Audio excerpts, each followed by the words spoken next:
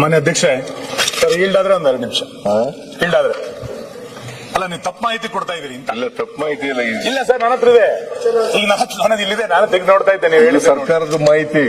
ನೀವು ನನಗೆ ಚುಕ್ಕೆ ಗುರುತಿನ ಪ್ರಶ್ನೆಗೆ ಉತ್ತರ ಕೊಟ್ಟಿರೋದು. ನೀವು ಹಾಗಾದ್ರೆ ಸಮಾಜ ಕಲ್ಯಾಣ ಇಲಾಖೆಯ ಮೇಲೆ ಕ್ರಮ ತಗೊಳ್ಳಿ.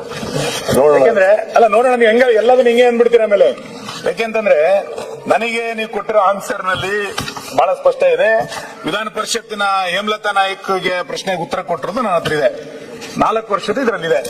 ನೀವು ಕೊಟ್ಟಿರೋದಕ್ಕೂ ಇಲ್ಲಿ ಕೊಟ್ಟಿರೋದಕ್ಕೂ ಅಜಗಜಾಂತರವಾದಂತ ವ್ಯತ್ಯಾಸ ಇದೆ. ಅಂಬೇಡ್ಕರ್ ಅಭಿವೃದ್ಧಿ ನಿಗಮ 2022ರಲ್ಲಿ 218 ಕೋಟಿ ರೂಪಾಯಿ ನಾವು ಬಿಡುಗಡೆ ಮಾಡಿದ್ದು. ನೀವೀಗ ಕಳೆದ ವರ್ಷ ಬಿಡುಗಡೆ ಮಾಡಿರೋದು 115 ಕೋಟಿ ರೂಪಾಯಿ. 455. ಇಲ್ಲ, ನನಗೆ ಕೊಟ್ಟಿರೋದು ನೀವು 3 ವರ್ಷದ್ದು. ನಾನು ಒಂದೇ ವರ್ಷದ ಹೇಳ್ತಾ ಇದ್ದೀನಿ. 3 ವರ್ಷದ್ದು ಬರ್ತೀನಿ.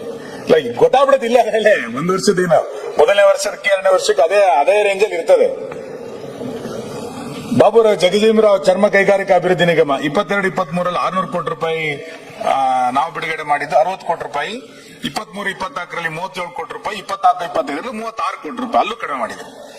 ಕರ್ನಾಟಕ ಸಫಾಯಿ ಕರ್ಮಚಾರಿ ಅಭಿವೃದ್ಧಿ ನಿಗಮ 22-23ರಲ್ಲಿ 55 ಕೋಟಿ. 24ರಲ್ಲಿ 44 ಕೋಟಿ. 25ರಲ್ಲಿ 40 ಕೋಟಿ.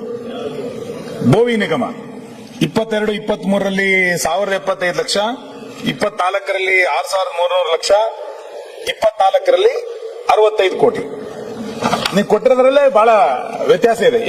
ನಾವು MLAಗಳು ಫಲಾನುಭವಿಗಳ ಆಯ್ಕೆ ಮಾಡಬೇಕಾದ್ರೇನೆ ಅದರ ಅರಿವು ನಮಗಿದೆ ಅಂತ. ನಮಗೆ ಫಲಾನುಭವಿಗಳ ಆಯ್ಕೆ ಮಾಡ್ಬೇಕಾದ್ರೆ ಗೊತ್ತಾಗುತ್ತಲ್ಲ ಎಷ್ಟು ಅಲೋಕೇಶನ್ ಆಗಿದೆ ಅಂತ.